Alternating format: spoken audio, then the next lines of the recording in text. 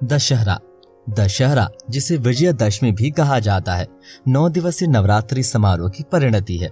ये एक त्योहार है जो राम द्वारा रावण, उनके पुत्र मेघनाद और भाई कुंभकर्ण की हत्या का प्रतीक है। इसे बुराई पर अच्छाई की जीत के रूप में देखा जाता है। महाकाव्य रामायण राम की कहानी का वर्णन करता है, जो अयोध्या राज्य के निर्वासित राजकुमार थे। वनवास के दौरान वे अपनी पत्नी सीता और भाई लक्ष्मण के साथ वन में रहते थे। रामायण में रावण ने राम और उसके भाई लक्ष्मण से अपनी बहन शूर्पणखा की नाक काटने के लिए प्रतिशोध का दावा करने के लिए राम की पत्नी सीता का अपहरण कर लिया।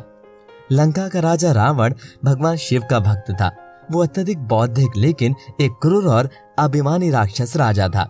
रावण के 10 सिर थे, जो 4 वेदों और 6 उपनिषदों पर उसके संपूर्ण ज्ञान को दर्शाते थे, जिसने उसे 10 विद्वानों के समान शक्तिशाली बना दिया।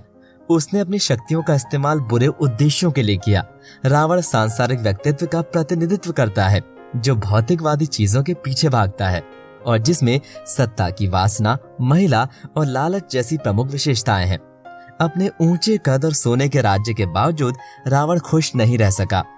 वानरों और लक्ष्मण की सेना की सहायता से राम ने सीता को बचाने के लिए लंका पर आक्रमण किया। दोनों सेनाओं के बीच कई दिनों तक भयंकर युद्ध चलता रहा।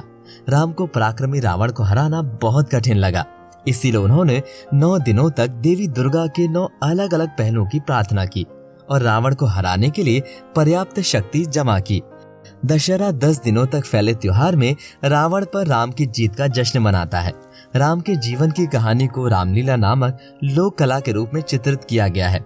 हर नुक्कड़ और कोने की अपनी रामलीला होती है, जिसमें लाखों कलाकार दशहरे के दौरान इसे करते हैं। 10वां दिन आतिशबाजी का होता है। इस नाटक की अंतिम क्रिया का मंचन किया जाता है। रावण, उसके बेटे और भाई के कभी कभी लगभग 100 फीट ऊंचे पटाखों से भरे कागज के विशाल पुतलों को आग के हवाले कर दिया जाता है।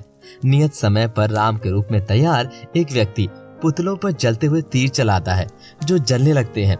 दशहरा बुराई पर अच्छाई की जीत का संदेश देता है। ये एक उदाहरण है कि बुराई कितनी भी मजबूत क्यों ना हो, अंत में जीत अच्छाई की ही होती है।